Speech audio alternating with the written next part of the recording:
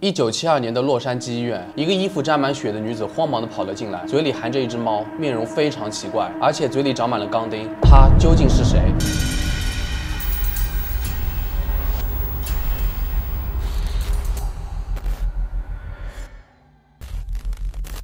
？Hello， 大家好，我是正正，今天又来讲一个好久之前粉丝给我布置的作业，就是无表情女人的传说。人的表情可以表现得出千奇百怪，体现出各种神态，但是当一个人的脸在任何情况下都无法呈现表情的时候，是不是很奇怪呢？本期就给大家带来这个神秘又恐怖的无表情的女人。故事得从1972年说起，一个年轻的女子穿着流血的衣服，跌跌撞撞地走进了洛杉矶的一家医院。她全身除了一件布满血迹的白色长袍外，就什么都没有了。在正常情况下，医院里面看到她身上有血迹的女人也不是什么稀奇的事情，但是这名神秘的女子看上去就像商场里的人形模特一样，脸型近乎完美，但很僵硬，没有眉毛，嘴角上扬，但也没有笑意，是个面无表情的假人。接下来发生的事情让在场的所有医护人员和病人立马陷入恐慌之中。这个神秘的女人用嘴巴含住了一只小猫，鲜血流到了她白色的长袍上。她不管周围人的惊恐表情，若无其事地把小猫从嘴里拿了出来，扔在地上，她自己也精疲力尽倒在了地上。这把周围的人吓得歇斯底里，都害怕地逃走了。医护人员立刻把她带到病房里，给她进行了清理，打了镇静剂。当护士给她换上干净的衣服后，依然没有说话，没有表情，也没有动作，眼神直勾勾的。护士们也都看着很害怕，很不舒服，因为他们无法得到任何形式的回应，害怕下一秒会发生什么意外。在场没有人敢多看她一眼。医生和护士要给她打镇静剂，试图用皮带控制住她，没想到她爆发出一股强大的怪力，要挣脱束缚。几名护士一起才勉强按住她。突然，这个神秘的女人盯着男医生，张开了嘴巴，这把周围的护士都吓坏了，因为她的嘴巴里看不见牙齿，取而代之的是锋利的铁钉。男医生问她到底是什么东西，这个女人仍然面无表情地看着他，像是在观察某种小动物。一阵可怕的沉默后，外面传来了警卫的声音。这个女人突然撕咬着男医生的喉咙，血喷涌而出。男医生倒在了地上，捂着自己的伤口。他俯身望着倒在血泊中的男医生，面无表情地把脸凑过去，在男医生耳边说